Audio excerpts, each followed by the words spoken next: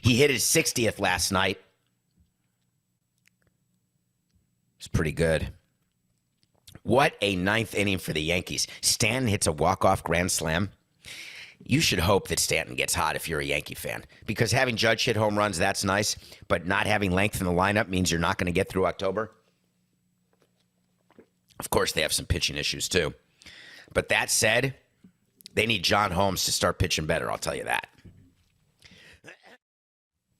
Aaron Judge hit 60. He's now tied Babe Ruth. It's crazy what we're seeing.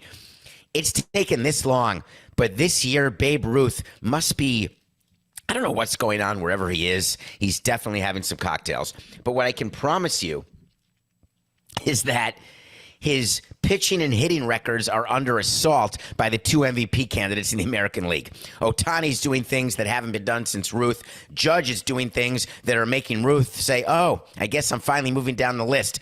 And next comes Maris. So when you go to games and you have a chance to catch Pujols' 700th or catch Judge's 61st or 62nd, do yourself a favor. Buy a ticket and go to the ballpark and sit in the outfield. What other event can you go to where you have a chance to win the lottery? I mean, you can go to a convenience store and buy a lottery ticket, but the odds are like 1 in 300 million. If you go sit in the outfield, then the odds are like 1 in 4,000. That seems awesome, assuming he hits it that game. So the guy who caught the 60th last night was pretty funny. He wanted to give it back to Judge because at the end of the day, what's it really going to be worth? There are people who speculate it could be worth like $500,000. My advice to you, if you catch any of Judge's next balls, I mean batted balls, baseballs, don't give it back to the Yankees. Don't trade it for jerseys and photos and bats and season tickets. Keep it. Call your accountant. Call your lawyer. If you don't have one, find a friend who does. And then maximize that value. Why not? If you catch number 61 that ties Roger Maris, do you know that you have an opportunity to maybe make $1 million bucks? And you're worried about going on StubHub to spend $300 on a ticket? That seems like a decent investment. You get to go to a game. You may not get a ball, but you're at a cool game. And if you catch 62, that could be worth millions of dollars. Now, 63, 64, 65, not as much. If you catch the last one of the season, that's a big one. Not as big as 62. That's the Yankee and the American record, the American League record.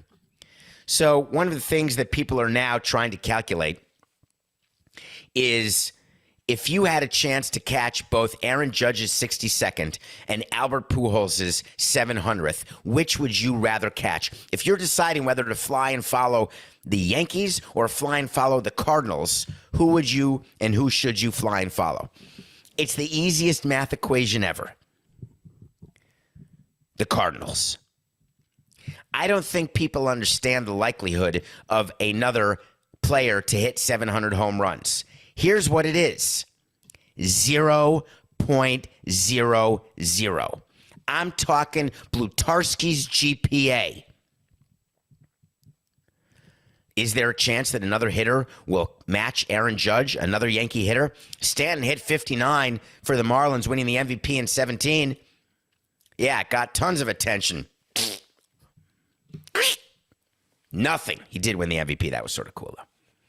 That was my last year in baseball. Ended it on a great note with him winning the MVP. You don't think Stan could come around next year and hit 63 home runs? 64? Yes, he definitely could. By far. So, I'd follow Pujols. The 700th ball is going to be worth way more than the Aaron Judge 62nd ball.